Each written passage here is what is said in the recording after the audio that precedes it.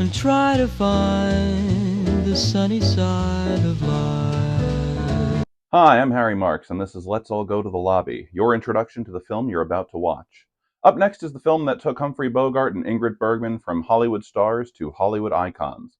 Released in 1942, Casablanca tells the story of Rick Blaine, played by Bogart, at his most charming and vulnerable, who reconnects with his old flame Ilse Lund, played by Bergman, as she tries to secure passage to America for herself and her husband, Victor Laszlo, played by Paul Henreid. Casablanca has something of a storied history. It was based on the unproduced play Everybody Comes to Rick's, written by Murray Burnett and Joan Allison. Warner Brothers bought the rights to it for $20,000, $12,000 more than it had paid for the Maltese Falcon. Burnett wound up regretting his decision, claiming, quote, "These characters are a part of me, and I have great regard for them." He resurfaced with a vengeance in the 1980s after the studio tried to launch a TV show based on the film, which was canceled after only 2 episodes.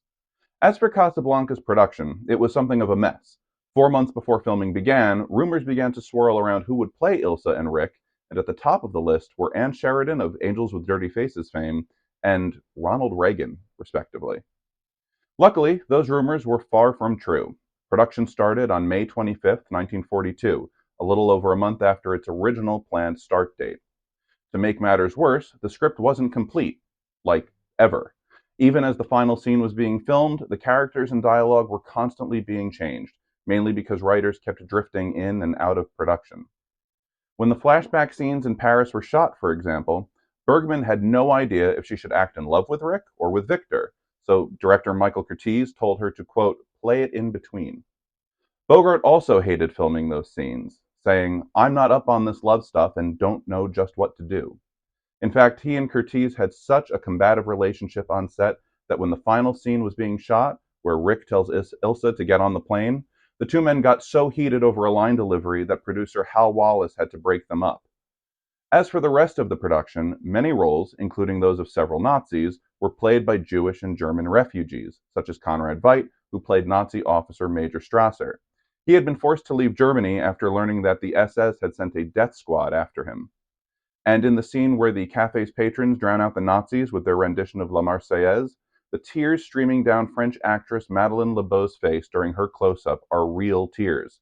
LeBeau and her Jewish husband had fled Paris just before the Nazis invaded.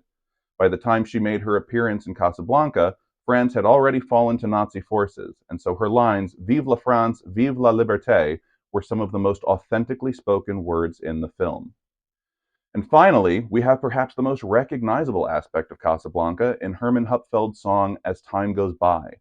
Funny enough, the tune almost didn't end up in the final cut.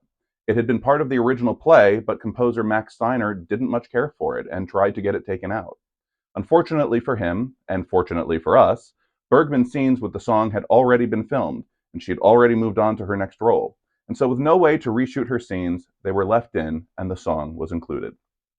As a result, As Time Goes By spent 21 weeks on the charts.